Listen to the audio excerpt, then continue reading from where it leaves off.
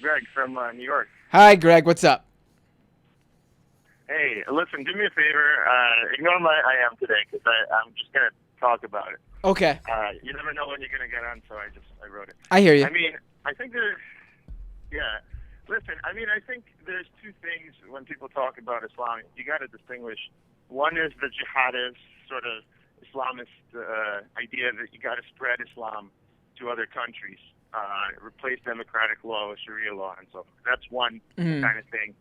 And a completely, it's related, but a completely different thing is that there are hundreds of millions of people living in Islamic countries today, which are, living under Sharia law and basically being repressed. Yeah, again, Greg. The second thing, Greg, I mean, I just have to jump in, not to, you have to draw a distinction, and just like, even if we were to say that there are,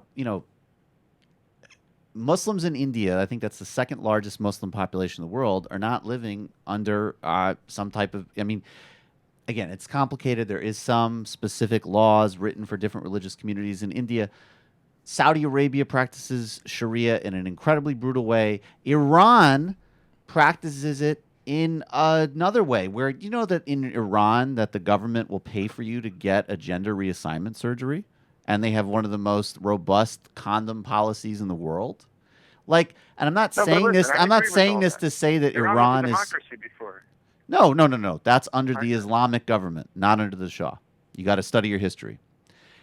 And I'm saying it not that Iran is super enlightened, but that these things have complexity to them, and it's much more profitable to look at the fuller picture and then try to figure out from a specific understanding of things what the right approaches are versus a kind of boring and an accurate one-dimensional understanding, both because it's not accurate, but also, even more importantly, it's just not helpful.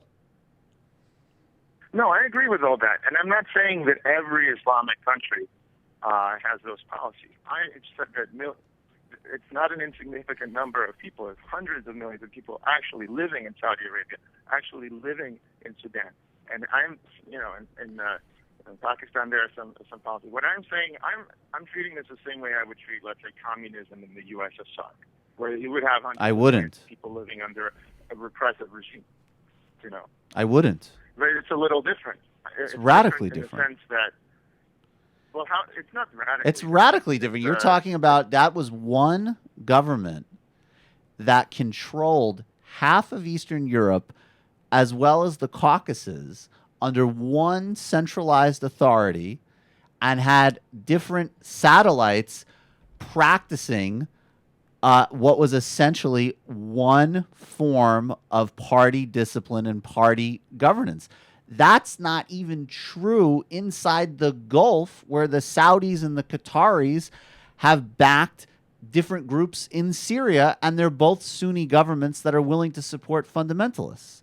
Like, again, this is just not cogent thinking. It's not in a direct analogy. It's not. I think you should be sitting here for this one. But don't attack a straw man. Don't attack. I'm not. That's what you just said. I am not saying. No. Oh, then continue. Continue what you were saying. I am saying, look, communism is an ideology. And if you believe in Islam and Muhammad is the prophet, then it's not ideology, it's the truth. But if you don't believe in it, then it's an ideology too. And what I'm saying is, to the extent that the population is permeated with the ideology, supports that the government enforces ideology on everyone else. And what I'm saying is, in communist USSR, which, by the way, was a totalitarian regime, I agree, and the USSR was a federation and the Gulf states are obviously not. But when it comes to enforcing an ideology and having the courts and having the whole system come down on the people who may not subscribe to it, like atheists or other free thinkers or Jews, or who don't have not recognized as a official religion there, or gay people. All right, you got to make the point, Greg. You got to make the point. So my point is that if you go to Wikipedia, for example, and you look up state religion, you will find a map You got to where make the all point. States that have religions are, and like the vast majority is Islamic states. Look, if there were Christian states, I would be saying the same thing. So if there were Jewish that's states, fine. I would be saying the same thing. Well, I don't know if you'd be saying. I don't know about that, Greg. I I would be saying that. but You should not be again, imposing your religion on others. but what's the I'm not sure what the point you're what trying is to the make point? is. I mean, even if this is the thing I don't get. It's like, sir, if we took again, how many times can someone like me concede the point that, as an example, Sure. Saudi Arabia has a horrible human rights record? Our support for Saudi Arabia, and again, even to understand how power works in Saudi Arabia, you got to understand Wahhabism, but you have to understand much more fundamentally the relationship between the House of Saud and the religious establishment and how power and patronage works in that country. That is the dynamic. Yeah. And then if you want to know why they're still in power, then you have to understand oil. That's our relationship with them. None of these things are ever going to be explained or understood through some crude, simple understanding of Islam. Frankly, you're not going to profit much from understanding the Soviet Union by reading the Communist Manifesto. Much better to understand the power dynamics and patronage systems of that system as well. Those are always how power actually works and power as long as you're not flows. ascribing those views to me. Just don't ascribe the views to me that I'm saying Islam everywhere and in all. I'm not all ascribing. countries Well, when is- you say it's just like the Soviet Union, Greg, that's your words. I'm not. I don't know what to I'm not ascribe saying to you. Islam. All right, we got to get I am going here, saying Greg. Islamic states.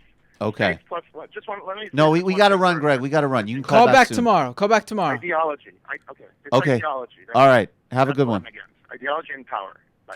Okay. You know why? You know we have. Why? I could be wrong here, but I mean, I don't hear anyone ever bringing up. I mean, we have a lot of. Russia's not a great country at all. They treat their people terribly, and you know the Russian Orthodox Church has a lot of power there. You never hear people going on about how the Russian Orthodox Church is involved. This Russian Orthodox Christianity is the reason that there's people in Russia who are abused and beaten, and horrible things happen in Russia. You never hear that religion being blamed. Why? Because it's Christianity. But it's not. I don't understand. You know what it is? Am I wrong in making that example? I don't think that's a bad example. I just think it's like, you can't separate, and it's messed up because there are a lot of human rights problems in the Middle East as a specific example, but you can't separate those discussions. As soon as you get into, it's like China. How many human rights violations are there in China? If all people wrote about in the United States was the Chinese or authoritarian people, because I read something about Confucius once, and that explains everything, you would be at the very least, not getting the full picture. Yeah. That's all I could say. No, of course.